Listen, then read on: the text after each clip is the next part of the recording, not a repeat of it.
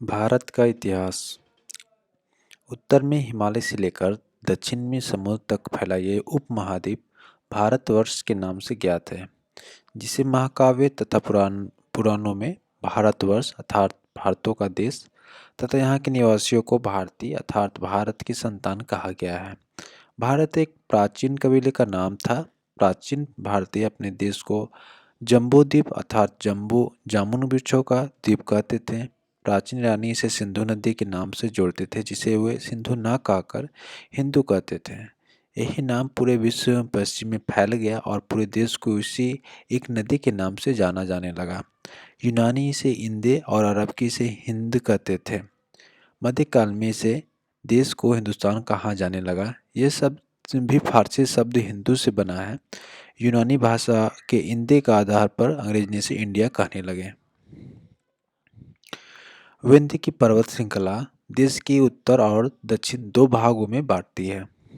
उत्तर में इंडो यूरोपीय परिवार की भाषाएं बोलने वालों की और दक्षिण में द्रविड़ परिवारों की भाषा बोलने वालों की बहुमत है। भारत की जनसंख्या का निर्माण जिन प्रमुख नस्लों के लोगों के लिए मिश्रण से हुआ वो इस प्रकार से है: proto Australoid, paleo Mediterranean, Caucasoid, Negroid और मंगोलाइड। भारतीय इतिहास को अध्ययन की सुविधा के लिए तीन भागों में बांटा गया है: प्राचीन भारत, मध्यकालीन भारत एवं आधुनिक भारत। सबसे पहले इतिहास को तीन भागों में बांटने का श्रेय इतिहासकार क्रिस्टोफ सेलियरस को जाता है, जिन्होंने 1838 से 1707 ईस्वी तक इतिहास का पुस्तक लिखी थी। प्राचीन भारत। प्राचीन भारतीय इतिहास के स्रोत।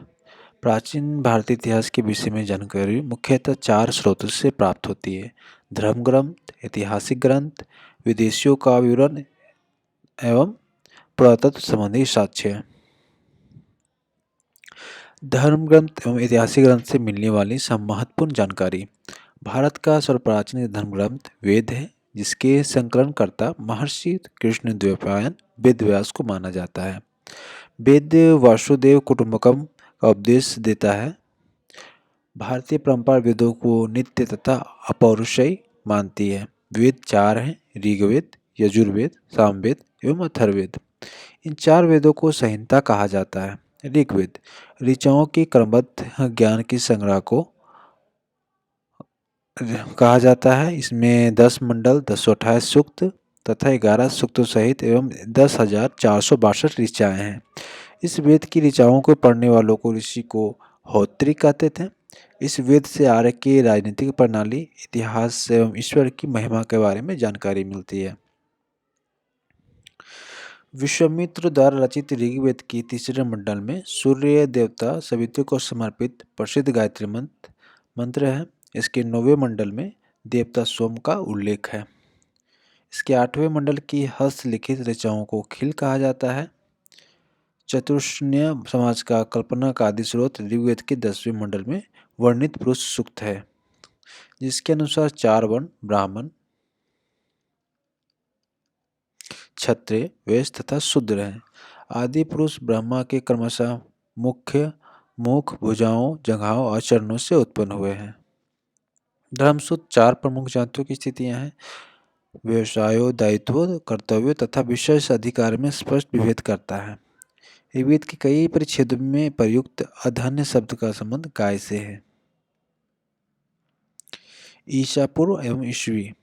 वर्तमान में प्रचलित ग्रेगोरियन कैलेंडर, ईसाई कैलेंडर, जूलियन कैलेंडर ईसाई धर्मगुरु ईसा मसीह के जन्मवर्ष काल्पनिक पर आधारित है। ईसा मसीह के जन्म के पहले के समय को ईसा पूर्व बीसी यानी कि before the birth of the Jesus Christ कहा जाता है।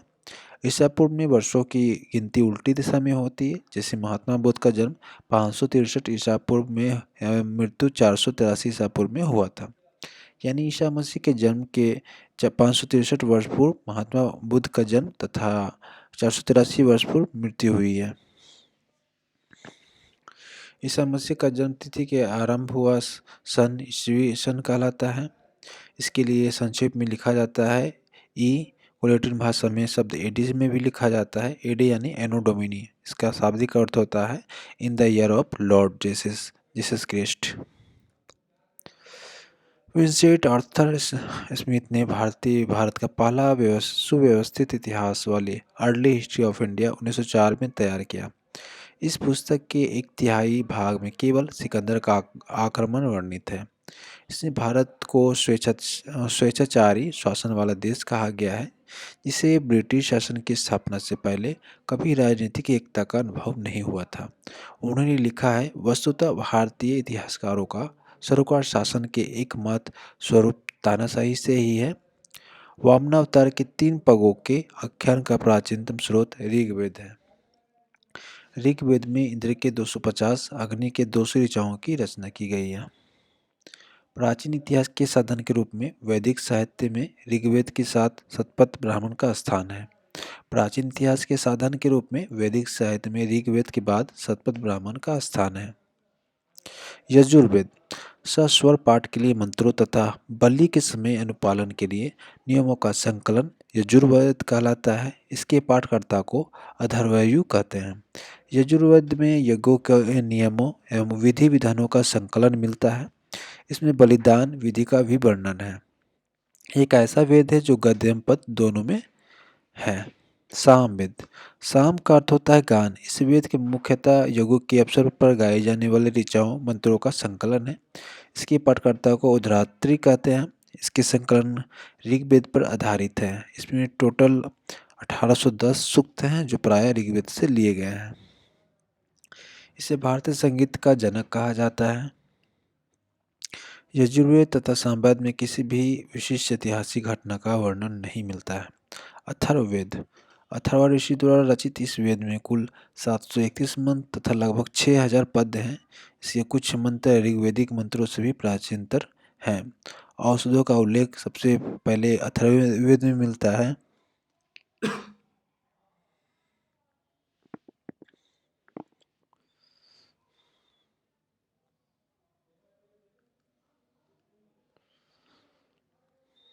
ऐतिहासिक दृष्टि से अथर्ववेद का महत्व इस बात में है कि इसमें सामान्य पुरुषों के विचारों तथा अंधविश्वासों का विवरण मिलता है। पृथ्वी सूक्त अथर्ववेद का प्रतिनिधि सूक्त माना जाता है। इसमें मानव जीवन के सभी पक्षों गृह निर्माण, कृषि की उन्नति, व्यापारिक मार्गों का गहन खोज, रोग निवारक, समन्वय, विवाह तथा पढ़ने गीतों, राजभक्ति, राजा का चुनाव, बहुत से वनस्पतियों एवं औषधियों, साप, वशीकरण, प्रायश्चित, मातृभूमि, महात्म्य आदि का विवरण दिया गया है। कुछ मंत्रों में जादू टोनों का भी वर्णन है। अथर्ववेद में परीक्षित को कुरुओं का राजा कहा जाता गया है तथा कुरु देश की समृद्धि का अच्छा चित्रण मिलता है। इसमें सभा एवं समिति को प्रजापति की 2 पुत्रियां कही गई है। वेदों को भी कई शाखाएं हैं जो वैदिक अध्ययन और व्याख्या से जुड़े हुए विभिन्न दृष्टिकोणों का प्रतिनिधित्व करती है। शाकल शाखा ऋग्वेद से जुड़ी एकमात्र जीवित शाखा है। यजुर्वेद को शुक्ल यजुर्वेद और कृष्ण यजुर्वेद 2 शाखाओं में बांटा गया है। माध्यान्दिन और कान्व शुक्ल यजुर्वेद का अथवा वाजसनेयी संहिता की शाखाएं हैं। कृष्ण यजुर्वेद से जुड़ी शाखाएं हैं।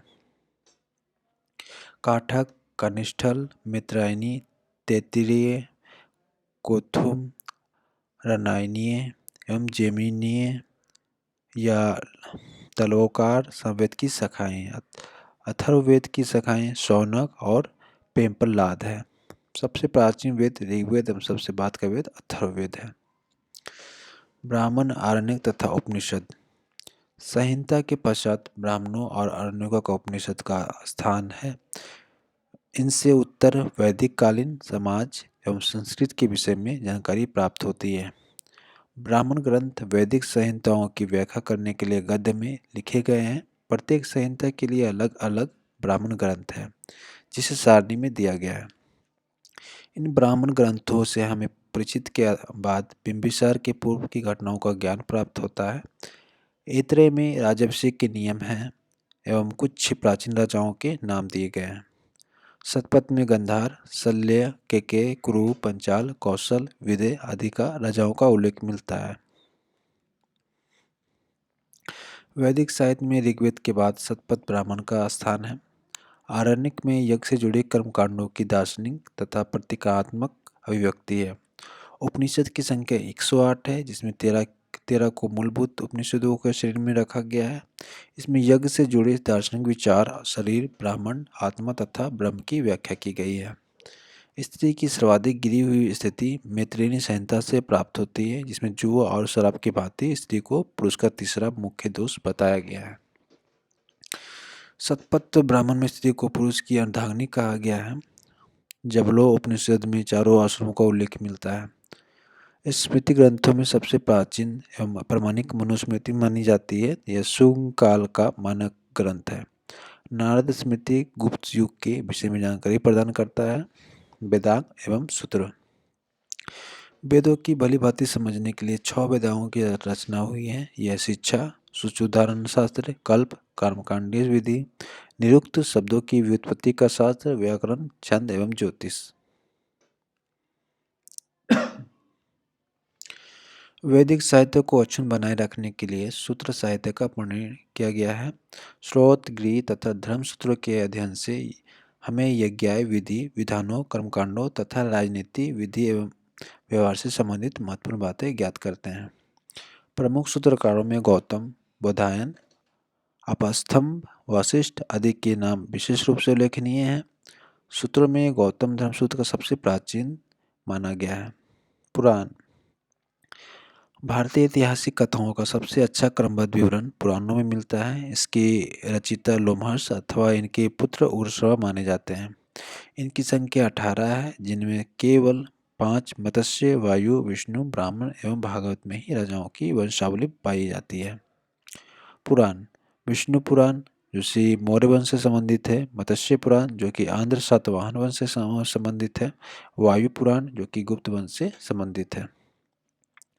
पुराणों में मत्स्य पुराण सबसे प्राचीन एवं प्रामाणिक है। अधिकतर पुराण का सरल संस्कृत श्लोक में लिखे गए हैं। स्त्रियों तथा शूद्र जिन्हें वेद पढ़ने की अनुमति नहीं थी, वे भी पुराण सुन सकते थे। पुराणों का पाठ पुजारी मंदिरों में किया करते थे। सामाजिक एवं सांस्कृतिक की दृष्टि से अग्नि पुराण का काफी महत्व है, जिसमें राजतंत्र के साथ साथ कृषि संबंधी विवरण भी दिया गया है। बौद्ध, जैन एवं अन्य साहित्य। जातक में बुद्ध की पूर्व जन्म की कहानी वर्णित है। हीनयान का प्रमुख ग्रंथ कथावस्तु है, जिसमें महात्मा बुद्ध का जीवन चरित्र अनेक कथानकों के साथ वर्णित है। जैन साहित्य को आगम कहा जाता है। जैन धर्म का प्रारंभिक इतिहास कल्प सूत्र से ज्ञात होता है। जैन ग्रंथ भगवती सूत्र में महावीर के जीवन कृत्य तथा अन्य समकालिकों के साथ उनके संबंध का विवरण मिलता है। अर्थशास्त्र के लेखक चाणक्य, कौटिल्य या विष्णुगुप्त हैं।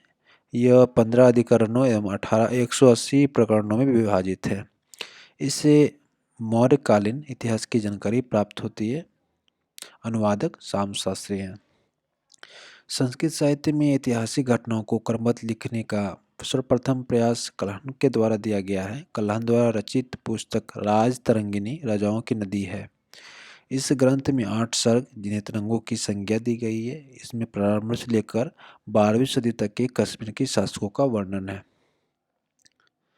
अरबों के सिंध विजयों का वृत्तांत चचनामा लेखक अली अहमद से में सुरक्षित है।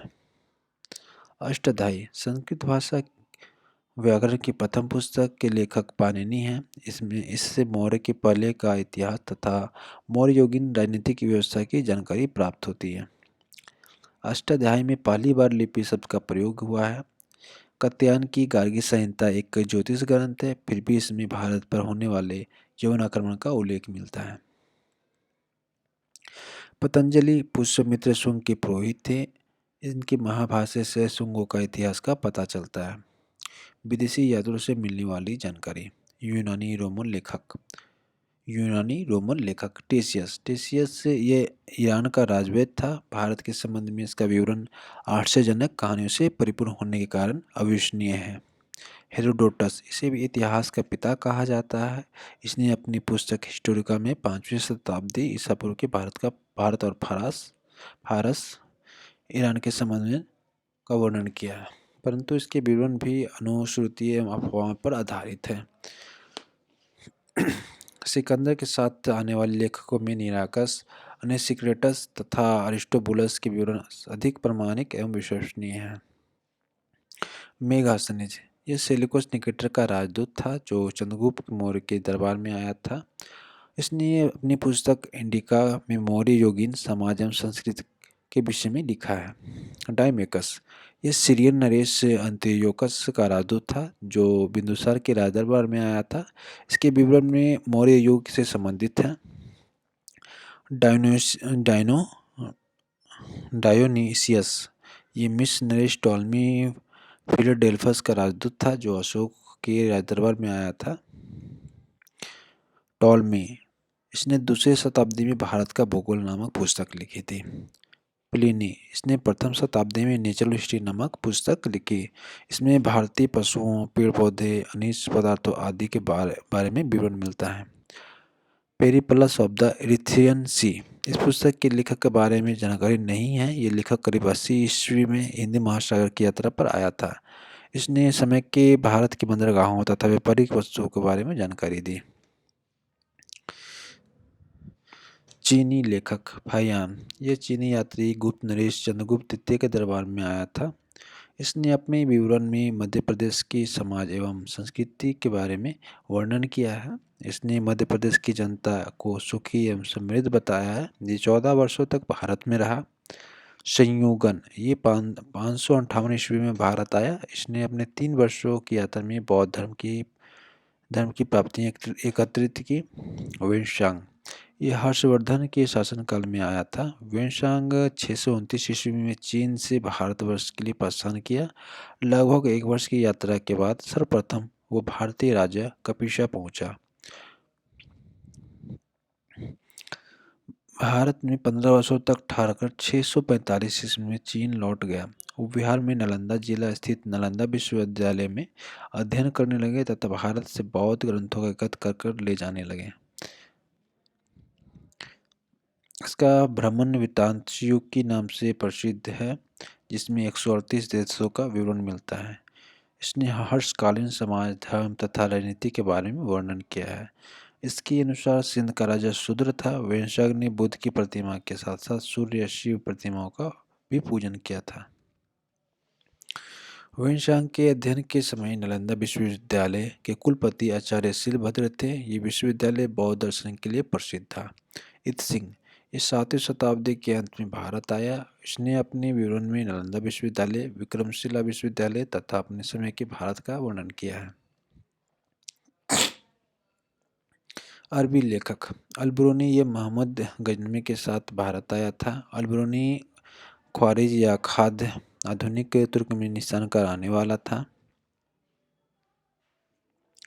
अरबी में लिखी गई उसकी कृति किताब उल हिंद या तहकीक हिंद भारत की खोज आज भी इतिहासकारों के लिए एक महत्वपूर्ण स्रोत है। यह एक विस्तृत ग्रंथ है जो धर्म और दर्शन, त्योहारों, खगोल विज्ञान, कीमिया, रीति रिवाज तथा प्रथाओं, सामाजिक जीवन, भार तौल तथा मापन विधियाँ, मूर्तिकला, कानून, मापतंत्र, विज्ञान आदि विषयों के बारे में 80 अध्यायों में विभाजित है।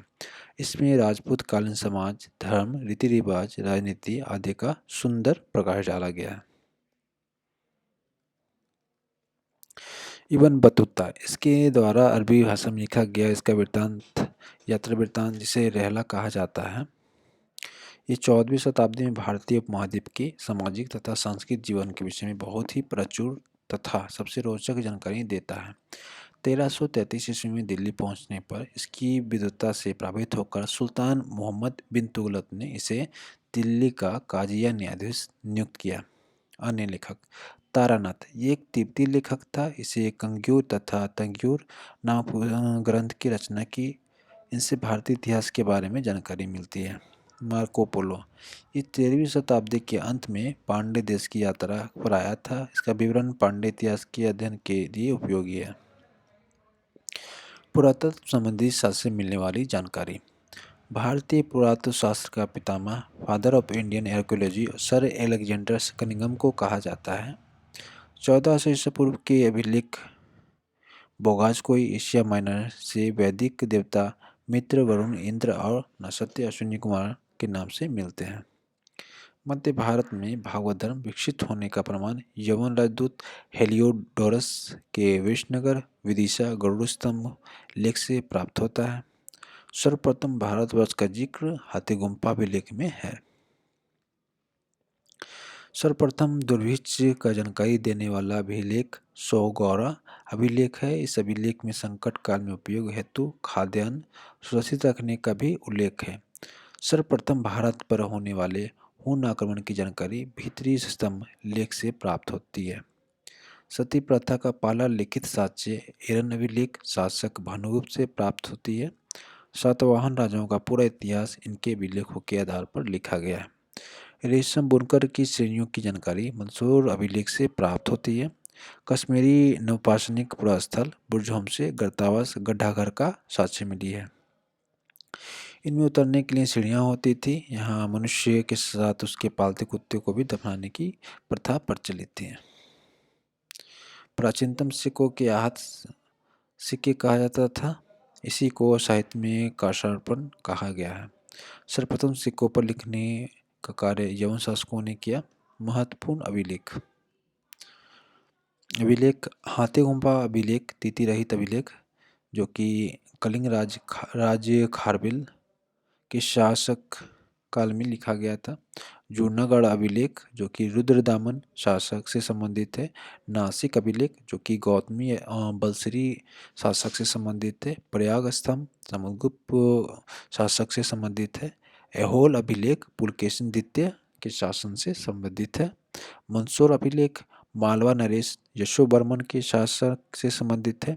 ग्वालियर अभिलेख प्रतिहार नरेश भोज के शासन से संबंधित है। भीतरी एवं जूनागढ़ अभिलेख सकंदगुप्त के शासन से संबंधित है। देवपाड़ा अभिलेख बंगाल शासक विजयसेन के शासक से संबंधित है। अभिलेखों का अध्ययन एपिग्राफी कहलाता है। समुद्रगुप्त की वीणा बजाते हुए मुद्रा वाले सिक्के से उसके संगीत प्रेमी हिन का प्रमाण मिलता है।